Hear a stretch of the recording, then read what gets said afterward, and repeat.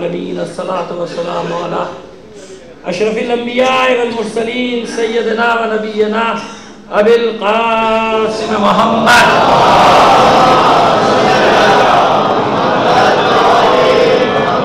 وعلی الطیبین الطاہرین المعصومین ولعنۃ اللہ علی اعدائہم اجمعین من الان الی قیام یوم الدین. اما بعد فقد قال اللہ تعالی فی کتابہ المبین وہو اصدق القائلین وقولہ الحق. بسم اللہ الرحمن الرحیم. من المؤمنین رجال صدقوا ما عاهدوا اللہ علیہ ومنہم من قضى نحبہ ومنہم من ينتظر وما بدلوا تبدیلا. صلوات بھیجیے محمد علیہ وسلم. خانپور میں جو مومنین شہید کیے گئے یا یوں کہیے کہ اپنے وعدے کو وفا کر کے چلے گئے ان کے لیے اور تمام شہدائے عزاداری کے سارے ثواب کے لیے ایک سورہ فاتحہ پڑھ کر بخش دیجیے گا.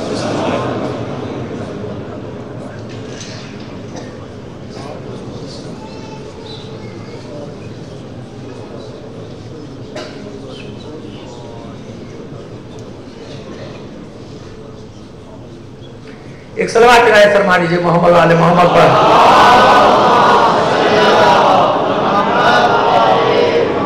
اس سے بہتر انداز ذرا بلند آواز سے ایک صلوات بھیج دیجیے گا.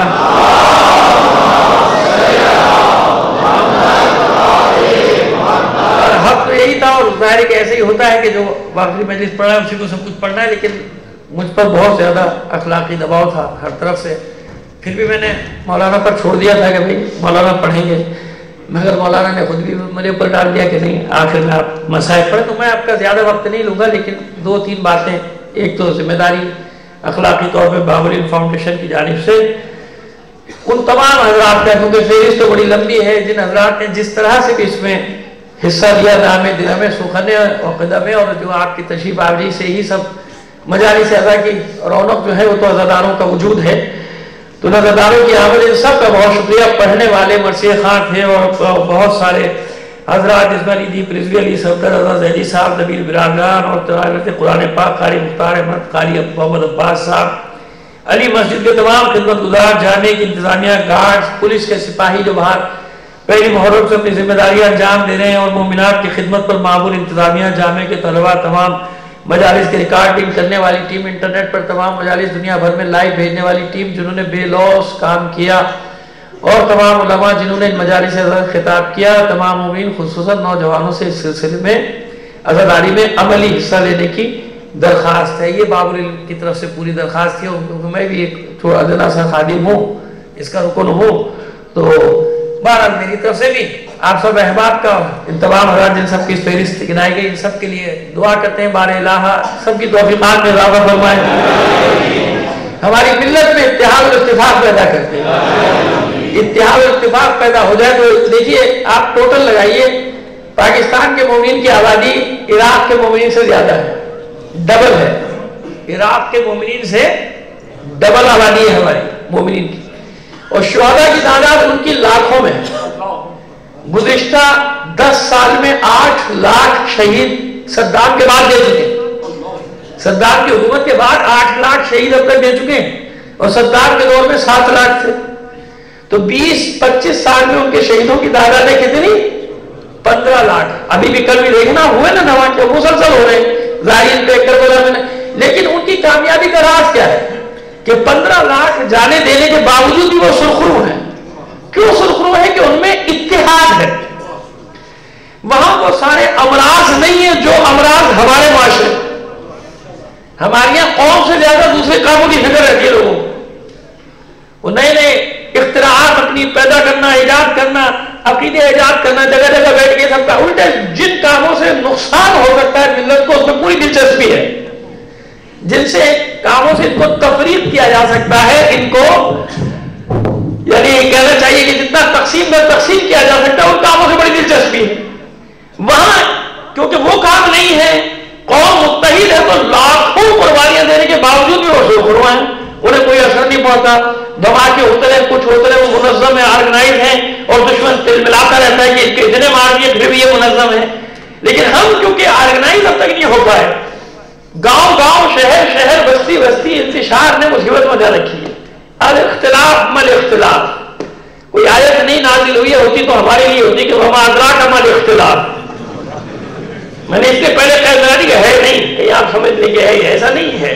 لیکن اختلاف جہاں بیٹھے معذرت کے ساتھ علماء ہو تو یہی مصیبت، ذاکرین ہے تو مصیبت، خطیب ہے تو مصیبت، سنگتیں ہیں تو مصیبت، انجمن ہے تو مصیبت، نوحہ پڑھنے والے ہیں تو مصیبت، مرثیہ پڑھنے والے ہیں تو مصیبت، بانی اعضاء ہے تو مصیبت ہو.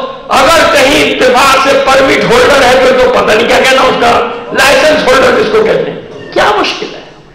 اتنا اختلاف، ہر ایک میں اختلاف. اور ایک صرف رہ گئی طلبہ ہے تو یہی مصیبت، سب کے ایک ہی حال. تو اس لیے مشکل یہ ہے کہ دیکھیں خارجوں میں اتنا بڑا سانحہ ہو گیا، اتنا بڑا سانحہ ہو. ہر شہر والا کہتا چلو خدا کا شکر ہے میرے شہر کا جلوس اٹھ گیا ٹھیک سے. حالانکہ گھر چڑھے ہیں نا، ابھی تو 20 کی خبر ہے. اور زخمی اللہ سب کی حفاظت کرے، پتہ نہیں کہاں تک تعداد پہنچتی ہے. اس قسم کے دماغوں میں تو روزانہ پھر خبریں آتی چلی جاتی ہیں، مسلسل ہو رہا ہے. تو یہ مسئلہ نہیں ہے، یہ تو ہوتا رہے گا. کسی کا یہ سوال کرنا کہ کب تک ہوگا، اس کا جواب تو بھیا کوئی بھی نہیں دے سکتا. میں نہیں دے سکتا، کوئی مرجع نہیں دے سکتا، کوئی عالم نہیں دے سکتا، کوئی بھی نہیں دے سکتا.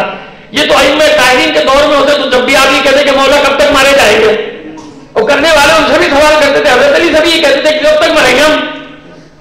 تو بھائی اس وقت سے اب تک ائمہ طاہرین کے دور میں بھی زیادہ شہید ہوئے کہ نہیں ہوئے؟ آج سے زیادہ. جب ایک بات طے ہے بھائی کہ جو حق پر ہے اسے یہ امتحانات دینے ہیں. حق اور باطل کا معرکہ ہے نا یہ.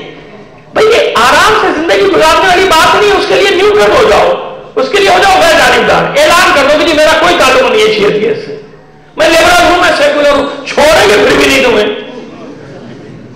چھوڑیں گے پھر بھی نہیں چھوڑیں گے تمہیں. اعلان کر دو، لیکن وہ بھی کر کے دیکھ لو کہ ہم سیکولر ہیں، ہمارا کوئی شیعہ سے تعلق نہیں، کوئی پھر بھی نہیں چھوڑیں گے. نام تمہارا پکڑوا دے گا، یہ نام اس کا ہے، سیکولر ہے یا کچھ، اس کا نام یہ ہے، یہ پکڑ لو اس کو، ہے کہ نہیں؟ تو بھائی سیدھی سی بات ہے کہ تشیع کی وجہ سے ہے. اور کیوں ہے؟ یہ معیار بن جاتا ہے انسان کے عمل سے، جیسا کرتا ہے ویسا پکڑا جاتا ہے. حق اور باطل کا معیار یہ ہے کہ جہاں ظلم ہوگا وہاں حق نہیں ہوگا، جہاں بھی ظلم ہوگا وہاں حق نہیں. تو دنیا کے سامنے کہ بھائی ظلم ہوا نا، ظلم ہو رہا ہے نا، ظلم ہوا اور ہو رہا ہے مسلسل. کیوں ہو رہا ہے؟ بات مولانا کی آگے کہ دلیل ختم ہو گئی. جہاں دلیل ختم ہوگی جھگڑا شروع ہو جاتا ہے.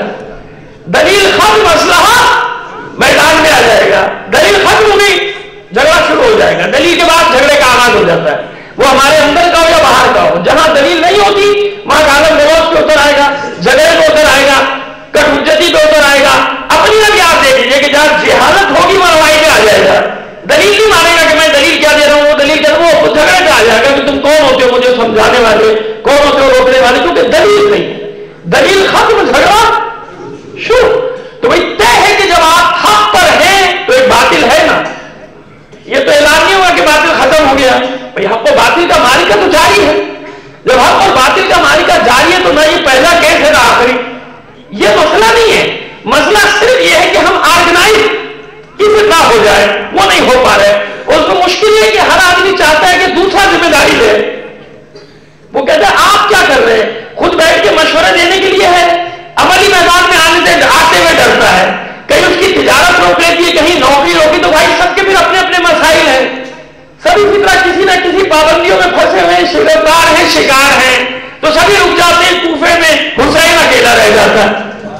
سب کی مجبوریاں ہیں، سب کے بال بچے ہیں، سب کے ماں باپ ہیں، سب کے بہن بھائی ہیں، سب کی نوکریاں ہیں، سب کے خزانے ہیں، سب کا مال ہے. لوٹ لیا جائے گا بھائی، ان کی دکانیں جلا دی تو کیا کریں پھر؟ تو پھر یہ تو 1400 سال کی تاریخ ہے. جناب مسلم کے ساتھ یہی ہوا، جناب سید الشہداء کے ساتھ یہ. تو پھر کیا کرنا ہے بھائی؟ حل یہی ہے کہ جب تک خود انسان قربانی دینے کے تیار نہیں ہوتا، ایک اکیلا آدمی، 2 آدمی، 10 آدمی، 100 آدمی کچھ بھی نہیں کر سکتے. جب تک کہ سب مل کے ایک بار سوچ لیں گے نہیں بھائی کرنا ہے، قوم کے لیے کھڑے ہونا ہے، رسک لینا پڑے گا. رسک نہیں لیں گے آخر مر تو پھر بھی جانا ہے، سب کو مر جانا ہے، کوئی بچے گا باقی؟ قوم کے لیے کچھ کر کے مر جاؤ تو یاد تو رہتا ہے. جو آدمی چلا جاتا ہے کچھ کام کر کے اس کو قوم یاد رکھتی ہے. یہ اچھائی ہے اس قوم کی. اچھائی یہ ہے کہ اچھا کام کر کے جانے والے کو کبھی بھولتے نہیں ہیں. اب دیکھیے میں ایک قربانی کا ذکر کروں گا اور مسائل پہ آ جاؤں گا، اور وہ ہے کی موضوع کی مناسبت سے ایک سلام بھیج دیجیے محمد علی محمد پر. اور وہ واقعہ بھی ایسا ہے کہ فضائل کا بات بھی اس میں مکمل ہو جائے گا، بات کی بات ہو جائے گی. دیکھیے مقاطع بنی ہاشم ایک معیار ہے. بنی ہاشم کا جو سوشل بائیکاٹ ہے وہ ایک معیار ہے. کیسا بائیکاٹ تھا؟ 2.5 سال سے 3 سال کا عرصہ. اور کس بات پر بائیکاٹ تھا؟ بائیکاٹ ہے بنی ہاشم کا، یاد رکھیے گا، مسلمانوں کا نہیں. تاریخی حقیقت کو یاد رکھیے گا. جس نے بھی لکھا ہے یہ کتاب خانہ اتنا بڑا یہی موجود ہے، یہی دیکھ لیجیے گا. سب نے لکھا ہے مقاطع بنی ہاشم، کسی نے نہیں لکھا کہ مسلمانوں کا بائیکاٹ. حتیٰ کہ محمد ابن عبد الوہاب کی جو مختصر سیرت النبی کی کتاب ہے، میں خود خرید کے لایا، وہی مکے سے لایا، تو اس نے بھی یہی لکھا مقاطع بنی ہاشم. جو اس واقعے کا لکھا، یعنی یہ اقرار سب نے کیا کہ سب مسلمانوں کا بائیکاٹ نہیں ہوا تھا، بنی ہاشم کا ہوا تھا. بنی ہاشم کا. اچھا کس سال ہوا؟ بعثت کے 7ویں سال. کب ہوا یہ بائیکاٹ؟ بعثت کے 7 سال تک رسول تبلیغ کرتے رہے. اب تو مان لیجیے کہ یا تو اسلام نہیں لائے تھے لوگ. بھائی 7ویں سال ہوا ہے بائیکاٹ، کوئی کہتے کہ نہیں اس وقت اسلام قبول نہیں کیا تو طے ہو گیا کہ یا تو اسلام قبول ہی نہیں کیا تھا بعثت کے 7ویں سال تک کسی نے، اور یا تو اسلام تو قبول کیا تھا مگر کفار نے اس قابل نہیں سمجھا تھا کہ ان کا بھی بائیکاٹ کیا جائے. یا پھر تعلقات اچھے تھے، کوئی تو وجہ ہے. وجہ دکھائیے نا. شعب ابی طالب میں کسی کا تو نام ملے، کسی کا نام نہیں ملا. شعب ابی طالب میں جب بائیکاٹ ہوا تو پورے بنی ہاشم تھے. جس نے ساتھ دیا غیر ہاشمی نے، اس کا بھی نام موجود ہے. جناب خدیجہ الکبریٰ سلام اللہ علیہا کے بھانجے نے، سلام علیہ بھانجے نے اگر ساتھ دیا تو نام موجود ہے، تو چلے گئے. والد نے بھی ساتھ دیا، رضا کرنا طور پر لگا ہاشموں کے ساتھ ہے. اب یہ ہوا کیا تھا کہ جب اسلام آگے بڑھنے لگا، لوگ قبول کرنے لگے، طے کیا سرداروں نے کہ کیونکہ یہ سارا کھیل ہے بنی ہاشم کا، معاذ اللہ ان کے دموں میں تو کھیل تھا نا، بنی ہاشم کا بائیکاٹ کر دو، باقی تو خود پیچھے پلٹ جائیں گے. بھائی احد میں بھی تو یہی ہوا تھا. لوگ وسیلے ڈھونڈ رہے تھے، کوئی پیغام دینے والا مل جائے، میرا پیغام لے جائے ابو سفیان کے پاس تو اس کو بتا دوں کہ بھائی میں تیرے ساتھ ہوں. تو اتنا تو کفار قریش جانتے تھے کہ بنی ہاشم کو اگر کمزور کر دیا گیا، باقی تو خود ہی پچھلے پیروں پلٹ جائیں گے. باقی کے اسلام تو انہیں پتا تھا.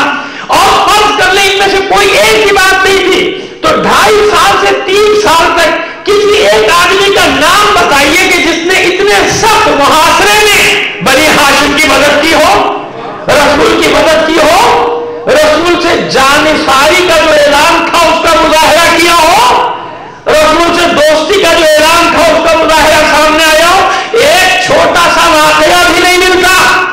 جمع ہوئے تھے سب بنی ہاشم کے خلاف، معاہدہ لکھا سب نے، لینا دینا کھانا پینا شادی بیاہ تجارت سب بند. اور اس پہ اتنی سختی سے پابندی کرائی جا رہی تھی کہ باہر سے آنے والا بھی کوئی ان سے نہیں مل سکتا. راتوں کو پہرا دیتے تھے کوئی گھاٹی میں نہ چلا جائے، گھاٹی میں نہ چلا جائے. شاہ ابی طالب میں دیوت المولا جہاں پر ہے آج کل، وہی شاہ ابی طالب تھی. اس شاہ ابی طالب میں سب جمع. ایک سلام بھیج دیجیے محمد علی محمد پر. بنی ہاشم جمع، شاہ ابی طالب میں سب کے سب جمع ہیں، لیکن کسی کا نہیں ملتا کہ کسی نے مدد کی ہو. کہاں دعوت خرچ ہو گئی جناب خدیجہ کی؟ عرض کرتا رہتا ہوں یہیں پر، کیونکہ 1 روپے والی چیز 100 روپے میں لینی پڑ رہی تھی. مثال کے طور پر اگر کوئی چیز 1 درہم کی تھی تو 100 درہم کی، وہ بھی رات کی تاریکیوں میں پہاڑیوں میں چھپ چھپا کے لانا پڑتا تھا کھانا. اس کے باوجود فاقوں کی نوبت، ایسے فاقوں کی نوبت کہ خاک میں مٹی میں سے دانے چنتے تھے ہاتھ کے بچے. وہ دانے چنتے کھاتے تھے، جب دانے گر جاتے تھے چاول کے یا دال کے تو ان کو ایک ایک دانے کو اٹھاتے تھے. سبزے کو چنتے تھے جبکہ وہاں سبزہ نہیں ہے، پہاڑوں کی جو پہاڑی گھاس جو تھی اس کو نکالتے کہ ان میں سے وہ بیج کچھ ہوتے تھے کھانے والے، وہ بیج نکالے جائے، اس سے پیٹ بھرا جائے. یہ حالت تھی. 2.5 سال سے 3 سال کوئی باہر والا بھی نہیں مل سکتا تھا. اب یہاں پہ آ کے سب خاموش. ایک سوال ہے کہ بھائی 2.5 سے 3 سال تک کس کس نے مدد کی؟ بتاؤ نا کیسے مدد کی؟ اور مقاطع بنی ہاشم مسلمانوں کا نہیں ہے، تو بنی ہاشم کا مقاطع کیوں؟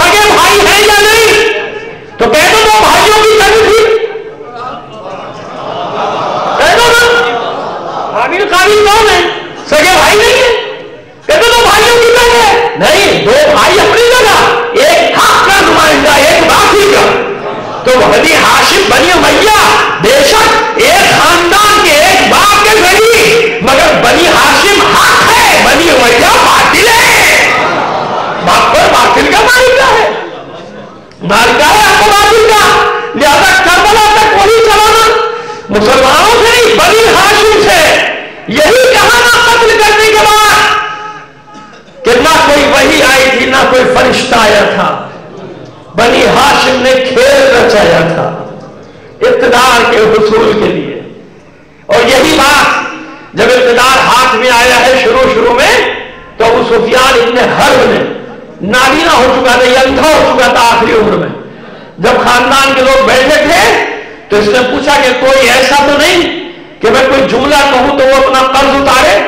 تو کسی نے کہہ دیا کہ نہیں ایسا کوئی نہیں، کوئی نامحرم نہیں ہے، جبکہ حضرت علی موجود تھے، مولا کائنات وہاں موجود تھے، مولا کائنات وہاں پر موجود تھے۔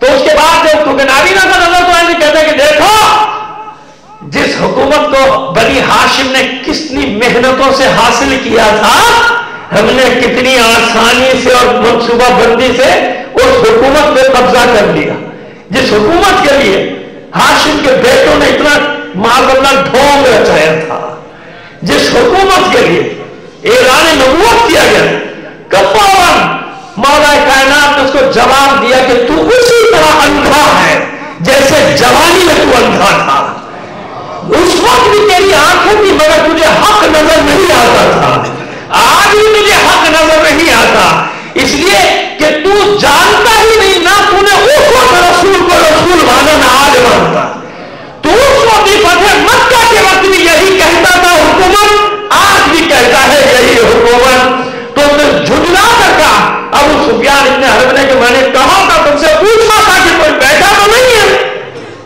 جس کا مجھ پر کوئی قرض ہو ادھار ہو، اور تم نے مجھے نہیں بتایا کہ علی یہاں پر بیٹھا ہے، اور بھی جملے کہے مولا کائنات نے مگر وہ یہاں مناسب نہیں ہے کہنے، لیکن میں نے عرض کیا تو کیا تھا مسئلہ؟ بنی ہاشم کا بائیکاٹ، ثابت قدم رہے ہاشمی، ثابت قدم رہے 2.5 سے 3 سال اتنا سخت بائیکاٹ، اور جناب خدیجہ کا حال کیا ہوا؟ ناز و نعم میں پلی ہوئی، جس نے بچپن سے وہاں دیکھی نا کیسی دولت مند خاتون، اس زمانے میں اس شاہ ابی طالب میں زندگی گزارنا معصوم بچی کے ساتھ 2.5 سال کی تھی، یہ 3 سال کی جناب فاطمہ الزہرا سلام اللہ علیہا، سے زیادہ سے نہیں، شاہ ابی طالب کی سختی، ان سختیوں نے مری، لیکن ہوا کیا 2.5-3 سال کے محاصرے کے بعد کہ جب ہاشمی جس کو کہنا چاہیے کہ آخری حد پر پہنچ گئے تکلیفوں کی، تو پھر اپنے چچا کو بلایا خدا کے رسول اور کہا اے چچا جائیے اب مکے میں داخل ہو جائیے، شہر میں حرم میں جائیے، اللہ نے مجھے خبر دے دی کہ وہ معاہدہ مدینہ کعبے میں اندر لکھ کے لٹکایا تھا وہ دیمک کھا گئی، سوائے اللہ کے نام کے کچھ بھی باقی نہیں بچا، اگر میری خبر صحیح ہے تو پھر یہ محاصرہ خط، یہ سوشل بائیکاٹ خط، جناب ابو طالب وہاں سے اترنا شروع ہوئے۔ اس زمانے کا منظر ذہن میں رکھیے، اگر جنہوں نے جنت المولا کی زیارت کی ہے تو کعبہ وہاں سے 2.5 سے 3 کلومیٹر ہے، اور اس پر ظاہر سب صاف تھا، اوپر سے بلندی سے نیچے آتا ہے آدمی تو نظر آتا ہے، اور سب کو پتا تھا کہ شاہ ابی طالب میں محاصرے میں پہرا بھی تھا کہ کوئی ادھر سے سامان لے کے نہ جائے، تو جب وہ جناب ہاشم کی ابا اور امامہ عبد المطلب کا سر پہ رکھ کے اور ابراہیم کا عصا ہاتھ میں لے کے ابو طالب چلے ہیں، تو پورے مکے میں چند لمحوں میں خبر پھیل گئی کہ ابو طالب آ رہے ہیں، ابو طالب آ رہے ہیں، گھاٹی سے اترنا ہے نیچے اور سیدھے خانے کعبہ کی طرف، راستے میں کسی نے روکنے کی ہمت نہیں، لیکن جتنی دیر میں کعبے میں پہنچ گئے سب سرداران قریش جمع ہو گئے، سب جانتے ہیں کہ کوئی خاص بات ہے جو ابو طالب حرم کے اندر آئے، کھڑے ہو گئے بلند مقام پہ ایک ابو طالب کا، سنا میرے بھتیجے نے مجھے خبر دی اور اسے اللہ نے خبر دی، تم نے ہمارے خلاف بائیکاٹ کا معاہدہ لکھا تھا، اسے دیمک کھا گئی اور سوائے اللہ کے نام کے کچھ نہیں بچا۔ اب دیکھیے ایک بات کہی تھی خدا کے رسول نے اور ایک بات کہی خود ابو طالب نے، خدا کے رسول نے اتنا کہا تھا کہ آپ کہہ دیجیے گا کہ یہ خبر صحیح ہے تو بائیکاٹ ختم، ابو طالب نے ایک جملہ اور کہا، بات کہنے کے بعد کہتے ہیں کہ دیکھو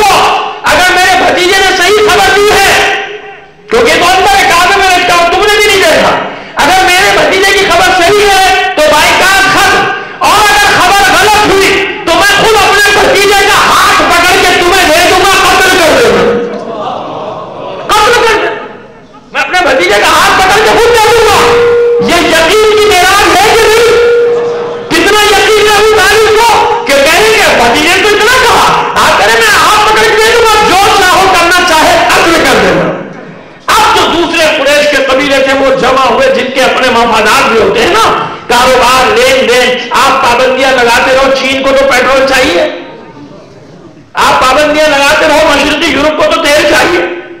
آپ پابندیاں لگاتے رہو، کوریا اور روس کو تو تیل چاہیے. سب کے اپنے اپنے مفادات ہیں نا. چیختے رہو بائیکاٹ بائیکاٹ بائیکاٹ. جتنا بائیکاٹ کا شور مچاتے ہیں یہ ایک اور نئی چیز بنا لیتے. سمجھ رہے؟ چلے نہ بھی سمجھے کوئی بات نہیں. صلوات بھیجیے محمد آل محمد پر. وہ جتنا بائیکاٹ اقتصادی پابندی، پھر وہ نئی چیز کا تجربہ کر لیتے ہیں. تو یہ بائیکاٹ نعمت ہوا کہ نہیں ہوا؟ ارے بھائی نعمت ہوا نا، ساری چیزیں بنا لی. اسی لیے تو ان کے رہبر نے 30 سال پہلے کہا تھا کہ مایوس ہو گیا امریکہ تم سے، اب مایوس ہو گیا، اسی لیے بائیکاٹ کر رہا ہے. اب بائیکاٹ کا فائدہ کیا ہوا کہ ہر چیز خود بناؤ، ہر چیز خود بناؤ، نہیں لینا کسی پہ. بنا بنا کے کہاں پہنچ گئے؟ اور آپ اسی ڈر سے کہ امداد نہ بند کر دے کہاں پہنچ گئے؟ اپنی پستی دیکھ لو، ان کا عروج دیکھ لو. اپنا ڈرنا دیکھ لو، ان کا آنکھوں میں آنکھیں ڈال کے بات کرنا دیکھ لو. ہے نا سامنے فرق ہے کہ نہیں؟ دونوں طرف فرق صاف ہے کہ نہیں؟ تو بائیکاٹ بائیکاٹ، اس کا بائیکاٹ کرتے رہو، بائیکاٹ جاؤ. بائیکاٹ کرتے کرتے یہاں تک پہنچے، ایسی ٹیکنالوجی انہوں نے بنائی کہ ان کے ڈرون گرائے نہیں، اتار لیے. لیکن تباہ کرنا اور ہے، اتارنا. اور میں تو سائنسدان نہیں، لیکن میں نے تو اخبارات میں پڑھا کہ ٹیکنالوجی آگے کی آگے ان کے پاس، ورنہ اتار نہیں سکتے تھے اس کو. اس کی کمان سسٹم اپنے ہاتھ میں لیا، نیچے اتار دیا. ایک نہیں اتارے، 7 اتارے. آپ کا میڈیا کیونکہ یہودی میڈیا ہے، مغربی میڈیا ہے، لہٰذا اسے وہاں کی خبر دیتے ہوئے ذرا تکلیف ہوتی ہے، وہاں کی خبر دیتے ہوئے اسے پریشانی ہوتی ہے. چھپا چھپا کے 1000 میں سے کوئی ایک خبر دے دیتے ہیں، باقی نہیں دے سکتے. کیوں نہیں دیتے؟ میں وجہ بتاؤں آپ. یہ نہیں کہ دینا نہیں چاہتے، پھنسے ہوئے ہیں گردن تک. ایک کنسورشیم ہے جو چینل بنانے کے لیے قرضے دیتا ہے. اس کنسورشیم میں انڈیا، اسرائیل اور امریکہ کے لوگ ہیں. بظاہر پرائیویٹ ہے، کروڑوں ڈالر دے دیتے وہ چینل بناؤ. شرط ہے کچھ، اس میں 2-3 شرطیں یہ ہوتی ہیں کہ جو مرضی اپنے کے فتنوں کو جتنا اٹھانا ہے اٹھاؤ، اپنی سیاست کا جتنا تماشا بنانا ہے بناؤ، مذہب کا جتنا تماشا بنانا ہے بناؤ. بین الاقوامی سطح پہ کچھ کنٹرول سسٹم ہے، بس ہمارے اس کنٹرول سسٹم کا خیال کرنا کہ کیا خبر جانی ہے کیا نہیں جانی. حزب اللہ کی لڑائی میں شروع میں لائیو آ رہی تھی کوریج، آتی رہی، اس کے بعد ایک دم غائب. بلا لیا گیا ان نمائندوں کو جو لائیو کوریج دے رہے تھے، دوسروں کو بھیجا گیا ٹھنڈا ٹھنڈا کرو. یہ تو سارے دنیا میں بغاوت پھیل گئی، سمجھ میں آ رہی ہے بات. الجزیرہ خرید لیا گیا، پہلے الجزیرہ ان کے خلاف ہو کے خرید لیا گیا. لیکن بہرحال یہ مجلسوں کے موضوعات کہاں، مجلسوں کے موضوعات تو کچھ اور ہوا کرتے ہیں. صلوات بھیجیے محمد آل محمد پر. ہے جناب. اب یا تو ٹیکنالوجی آگے چلی گئی، اتنا آگے چلی گئی کہ انہوں نے ڈرون اتار لیے، ان کے ہیکر نے سسٹم پہ کنٹرول کیا، اتار لیے. یا پھر کہو کہ نہیں وہ کہاں ٹیکنالوجی میں آگے جا سکتے ہیں، نہیں جا سکتے. مان لی تمہاری یہ بھی بات مان لی. کہاں وہ سائنس میں اتنی ترقی کر سکتے ہیں. یہ دماغ تو صرف گورے کو دیا ہے اللہ نے، یہ دماغ تو صرف وہ چپٹی ناک والوں کو دیا ہے، تمہیں دیا ہی نہیں ہے. یا جاپانیوں کو دیا ہے، یا امریکیوں کو دیا ہے، فرانسیسیوں کو دیا ہے، جرمنوں کو دیا ہے، برطانیوں. تمہیں تو دماغ دیا ہی نہیں. اللہ نے تو تم کیسے بنا سکتے ہو، تمہیں دماغ دیا ہی نہیں. اصل میں انہیں نے سب وہی دیکھے جن کے دماغ خراب تھے. سب ہماری طرف والوں کو دیکھتے ہیں، وہ سمجھے کہ ان کا دماغ ہوتا ہی نہیں، یا ہوتا ہے تو پتہ نہیں گھٹنے میں ہوتا، یہ ہوتا ہے نہیں ساری چیزیں. تو وہ یہی سمجھے کہ دماغ تو ہے ہی نہیں تمہارے پاس. تم کیسے ٹیکنالوجی آگے بنا سکتے ہو ہم سے؟ تو پھر ایک اور بات مانو، یا تو یہ مانو ٹیکنالوجی میں آگے چلے گئے. یہ تو جانتے ہو نا کہ تمہارے طیارے اتارے، اگر نہیں اتارے تو واپس کیا مانگ رہے ہو؟ کہ واپس دے دو بھائی، واپس دے دو ہمارا. تو جب نہیں اتارے تو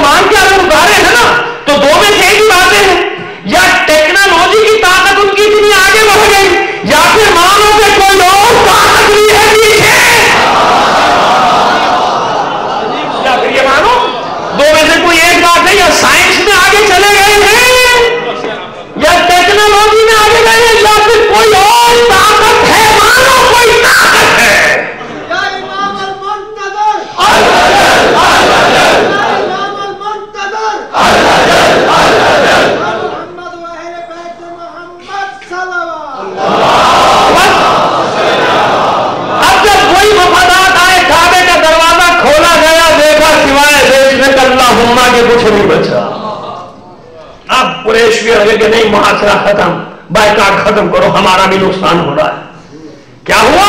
आखिर मायूस हो गए ना काफिर मायूस हुए, बाइकाट करके समझे रहे इनको हरा देंगे, शिकस्त दे देंगे, लेकिन उनका अज़्म जीत गया। उस बाइकाट से और मजबूत हो गए, उस तशद्दुद से और मजबूत हो गए, उस जुल्म से और मजबूत हो गए। तो कौन सा जमाना ऐसा है, कौन सा दौर ऐसा गुजरा कि जब हक और बातिल बाहम सफारा ना हो एक दूसरे के मुकाबले में?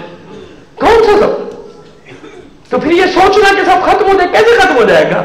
अरबों डॉलर खर्च किया उन्होंने इसलिए कि बस सब अमन अमान हो जाए, इसलिए तो नहीं खर्च किया, इसीलिए खर्च किया कि सब होता रहे, आज कहीं कल कहीं परसों कहीं तरसों कहीं। तो भैया हमें भी अल्लाह ने दिमाग दिया है, नहीं दिया है ना? तो क्या हम सोचने का काम नहीं ले सकते? और जब हम सर जोड़ के बैठेंगे तो क्या अल्लाह हमारी भी मदद नहीं करेगा? करेगा ना भाई।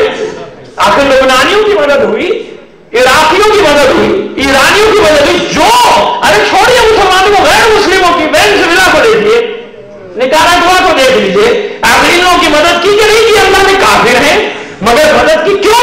साम्राज्य के मुकाबले में खड़े हो गए, अपनी ज़हनी सलाहियतों को बरूए कार लाए और बरूए कार लाके उनके सामने सफारा हो गए कि नहीं सुनेंगे तुम्हारी, नहीं मानते तुमको, बड़ी ताकत हो गए, अपने घर के हो गए, हमारे मामला तुम दाखिल बर्दाश्त नहीं कि। तो हमारी कौम कभी नहीं चल गई कि बजाय वो एक दूसरे की टांगे खींचने के काम कि ये क्यों आगे बढ़ गया, वो क्यों आगे बढ़ गया, फलां सर, अरे मैं जानता हूं क्या था, ताकि डिग्रेड करके उसकी पोजीशन को बिल्कुल लोगों के सामने डाउन कर दी। कब तक ये खेल, कब तक? इसका नुकसान किसे हो रहा?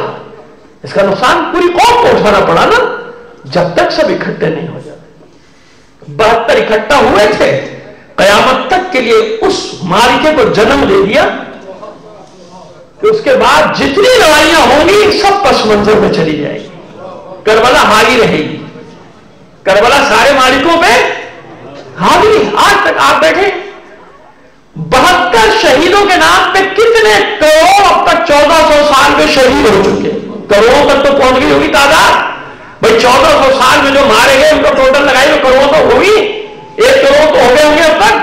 सिर्फ इराक में शोहदा की तादाद 70-80 लाख बन जाती है एक सदी की, तो अंदाजा लगा लीजिए। तो मैंने गलत थोड़ी कहा, मुबालगा थोड़ी किया, करोड़ों तक तादाद पहुंच गई 72 की खातिर। यानी वो कैसे थे 72 कि जिन्होंने करोड़ों शहीदों को, ऐसी माओ को पैदा किया कि वो शहीदों को अपनी आगोश में पाले, मुजाहिदों को पाले।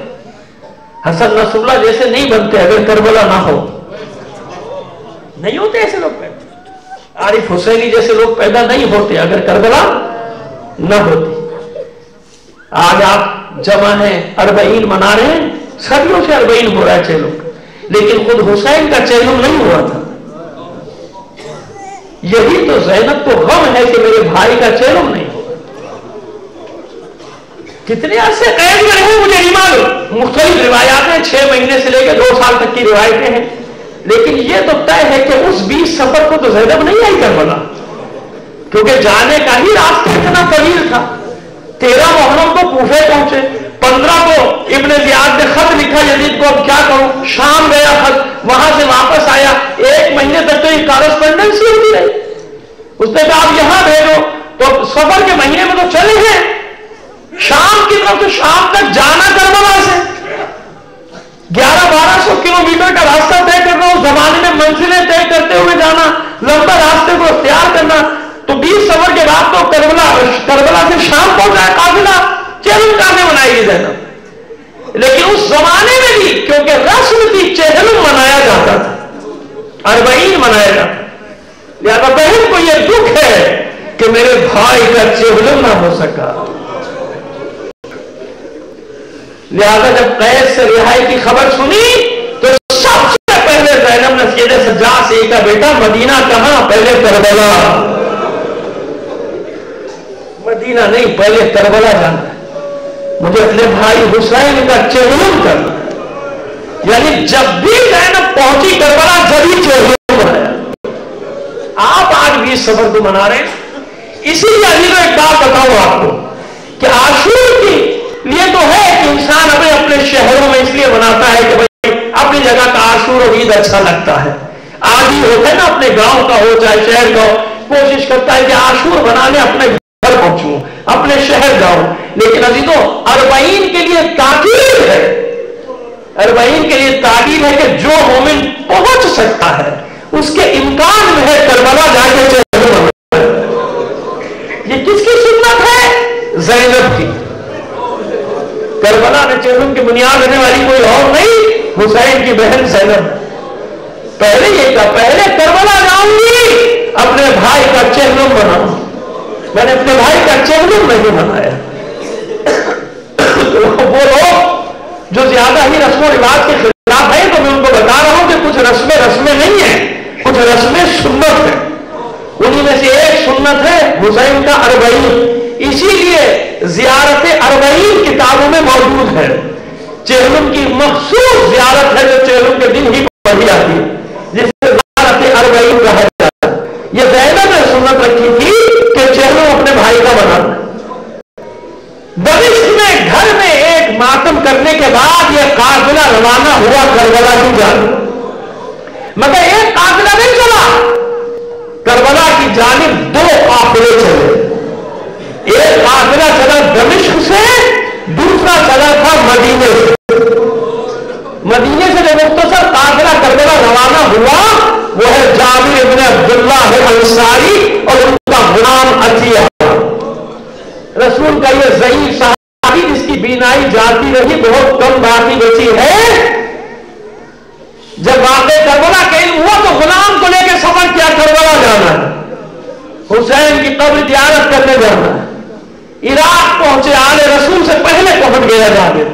ابھی آل رسول کا قافلہ راستے میں ہے. یہ اعزاز دینا چاہتا ہے حسین اپنے چاہنے والے غلام کو کہ وہ تو میرے گھر کے لوگ ہیں, مگر جب میرے زائرین کی فہرست بنائی جائے تو پہلا نام میرے جد کے صحابی کا ہو. پہلا نام میرے نانا کے صحابی جابر کا ہے, کیونکہ جابر کون ہے؟ جو بچپن میں حسن حسین کے ساتھ کھیلا کرتا تھا. ساتھ مسجد جانا, ساتھ مسجد سے گھر واپس آنا, یہ مشغلہ تھا جابر کا. ہر وقت حسن علیہ السلام کی خدمت میں مشغول رہتا تھا جابر. پہنچا کوفے سے کربلا کی جانب روانہ ہوا. بنی اسد کے لوگوں کو معلوم ہوا کہ رسول کا صحابی جابر, اور جابر اتنا جلیل القدر صحابی کہ جنہیں سب مکاتب فکر نے قبول کیا اور ان سے روایت بھی لی ہے, اور حدیث قصہ کی روایت بھی جناب جابر ہی سے ہے, کسی کی گڑی ہوئی نہیں ہے. جناب جابر ابن عبداللہ انصاری سے نقل ہے یہ حدیث قصہ. تو جناب جابر وہ حدیث قصہ کا راوی کہ جس سے روایات دوسروں نے بھی لی ہیں. جناب جابر وہ صحابی ہے مولا کے چاہنے والوں میں. تو جناب جابر کا جب پتہ چلا بنی اسد کے لوگ جمع ہو گئے, مہمان بنانا چاہتا, نہیں مجھے بس کربلا کی زمین پر پتہ بتا دو. جب کربلا کے قریب پہنچے جابر نے سب بنی اسد کے لوگوں سے کہا واپس جاؤ, میرے ساتھ کوئی نہیں آئے گا. ان سب کو واپس کر دیا جابر. غلام سے کہا جب کربلا کی حدود کا آغاز ہو تو مجھے بتا دینا. پر جو ہی کربلا کی سرزمین میں جابر کا ناقہ داخل ہوا, غلام نے کہا مولا ہم کربلا میں داخل ہو گئے. اتنا سننا تھا جابر نے اپنے آپ کو ناقے سے گرا دیا اور چلا کر کہا اپنے غلام سے نالین اتار دے, یہ حسین کا حرم ہے, یہ حسین کا حرم ہے, نالین اتار دے. جابر نے تو اپنا امامہ بھی پھینک دیا, سر پہ نہیں امامہ جابر کی. چل مجھے گنجے شہیدہ میں لے چل.